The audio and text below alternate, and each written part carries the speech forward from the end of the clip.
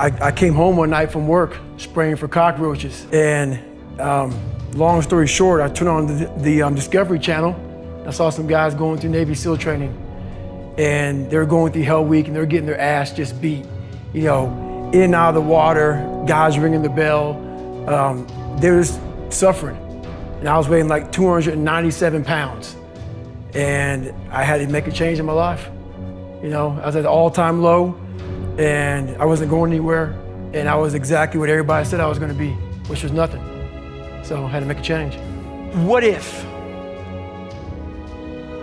A lot of times I'll be in a 200-mile run or something like that, and I'm all jacked up. Body's broken, mind's broken, spirit's broken. I started to say, what if I can pull this off? When I first walked into the Navy SEAL recruiter's office, he looked at me and said, there's only been 35 African Americans in 70 years make it through. You know what I said to myself? What if I can be the 36th? It's the what if I can pull off a miracle. What if I can become someone that no one thinks I can be? And just me talking about that, I have the hair going up on my arms, because it makes me just like, what if? It starts with yourself, man. You gotta start diving into those things that you are afraid of. You don't gain confidence by going to a spot that makes you feel good. It's gonna be a false reality. And the second life gives you that challenge, all you wanna do is go back to what made you confidence, or what gave you confidence. Is that happy spot? No. What gives you confidence, what gave me confidence, was spending years at a kitchen table trying to learn how to read and write on my own. Realizing I can't learn the way you learn. I can't, but I can learn. What gives you confidence, not being afraid, it's overcoming the fear. I used to stutter severely bad. So right now, I don't know how many people are gonna watch this. You know what gives me confidence? Is knowing I no longer care if I sit here and start stuttering to you. Yeah. That's what gives me confidence, is facing these things, overcoming them.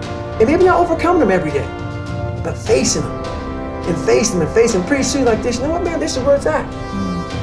It's not in that comfort zone.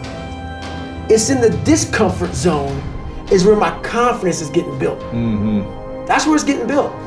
But people want an easier answer. Yeah. There has to be an easier way. There's not. I'm sorry. I searched for it my entire life. So we read a bunch of books nowadays. As humans, we want to find out how to be someone else. What we don't do is we don't go inside. So literally turn yourself inside out. Read the book that's like we're writing a book every day of our lives. Every day we're seeing who we are as people. When I was growing up, I lied for people to accept me because I didn't accept myself. So I would make up stories so then you would accept me into your world. I would, everything I did was for someone else to like me. It wasn't until I started reading my own book about how pathetic I was as a human being. I could blame my dad, I could blame kids at school, I could blame having health issues, ADD, my mom not being around. Great mom, but she was doing her thing. Right. I could blame a lot of people. And that's the book I was reading. And I put it off on everybody else. It wasn't until I said, you know what, for me to fix this, I gotta read what the f is wrong with David Goggins. Not blame anybody. Read my book and say, okay, I'm afraid of my shadow. How can I overcome that? Go in the military, get your ass kicked, do things you hate to do, be uncomfortable every day of your life. Roger that. I'm not the smartest kid in the world. Okay. Instead of somebody saying, oh no, you're smart. No, don't say that to yourself. I said to myself, no, I'm a dumb. Okay, roger that. How you get smarter? Educate yourself. So the things that we run from, we're running from the truth. We're running from the truth, man. So the only way I became successful was going towards the truth. As painful and as brutal as it is, it changed me. It allowed me to become, in my own right, who I am today. I wanted that comfort zone that everybody looks for, that pat on the back. They don't want to hear all the bad shit. They want to hear everything that they're doing right. And I realized that's what kept me in this world. That's what kept me in this world of not accomplishing anything. So what I did was I became that big, bad, nasty that you don't want to walk into at nighttime. I became the roughest critic in the world on myself. And that's what changed me. I literally saw myself in the mirror. I saw the truth versus saying, my dad did this to me from beating me. My life did this to me. My broken foundation did this to me. I took that and said, you know what? Well, some people may help this happen, but now I have to own this. No one's gonna come back to save me. No one's gonna come back on this couch and say, hey, it's okay. You're gonna be okay. No, I'm not. I'm not gonna be okay. I had to realize I had to take a stand. I had to make a real stand. And it was painful to look at who I was, what the world and myself created. It created a very lonely, depressed, insecure man that would do anything just to have a friend. And I saw that as very pathetic. When you look at the truth, it becomes very ugly and pathetic. One of the functions of belief is taking action. We did a survey of about 2,000 top entrepreneurs, and we noticed that one of the things that people who win in that world have is a bias for action. If they have an inspiration, they act on it. I mean, how many of you have ever had a great idea, talked about it, thought about it, didn't do it, and then someone else did it and was successful, and you went, darn, I should have done that. Maybe it was buy that piece of property, and it was all that, we all have that piece of property we wish we'd bought, Anyway, so we're going to be looking at the idea that taking action is part of law of attraction. See, a lot of people think you can just sit in your room, meditate, visualize having the perfect car, the perfect house, the perfect relationship, and then it'll kind of just come to you. And I always say, unless you live at the bottom of a hill where there's a road, it's probably not going to be a Cadillac show up in your living room. So think about this. The last 6 letters of the word attraction spell what? A-C-T-I-O-N, action. If you're going to be successful in creating the life of your dreams, you have to believe that you have the right stuff and that you're able to pull it off. Now, whether you call it self-esteem, self-confidence, or self-assurance, it's a deep-seated belief that you have what it takes, the abilities, the inner resources, the talents, and the skills to create your desired results. Now, believing in yourself is simply an attitude. Believing in yourself is a choice. You have to choose to believe that you can do anything you set your mind to, anything at all, because in fact you can.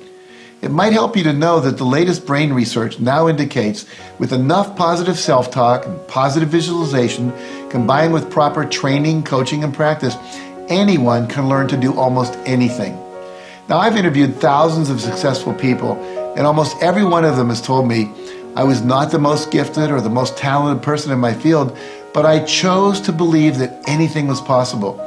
And because of that, I studied, I practiced, and I worked harder than the others, and that's how I got to where I am.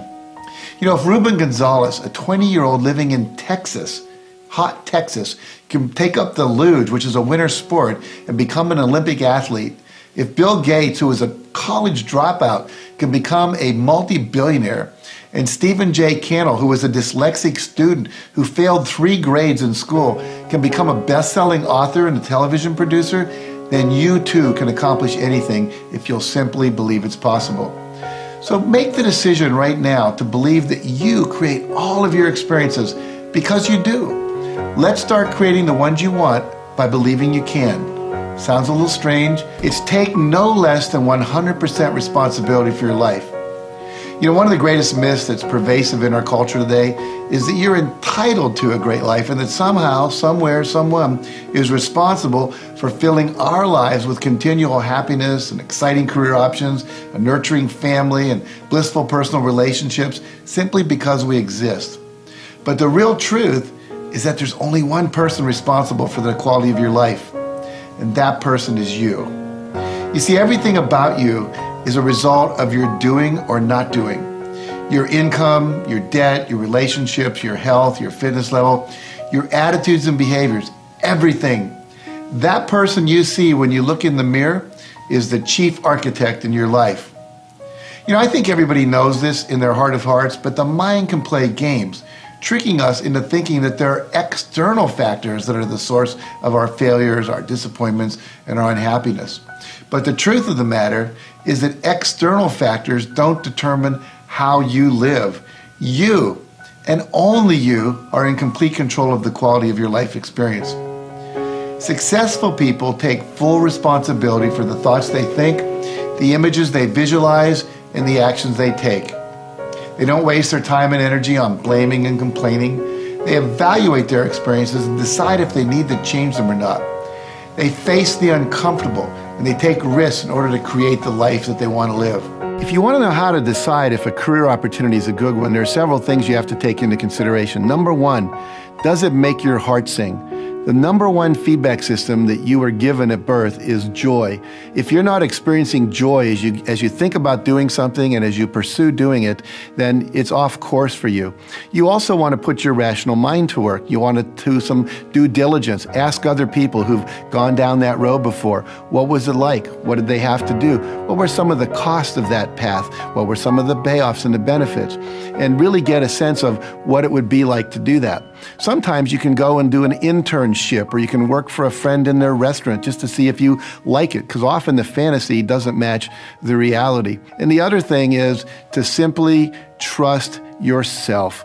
You know deep inside what's true for you. And if you'll take a few minutes and go inside, we call it meditation, and just ask and sit with the question and see what kind of feelings come up. Does this feel right? So do all the rational research, but then ultimately bring it back into your heart and decide, does this feel good for me? And if it makes sense up here and it feels good, then step into it.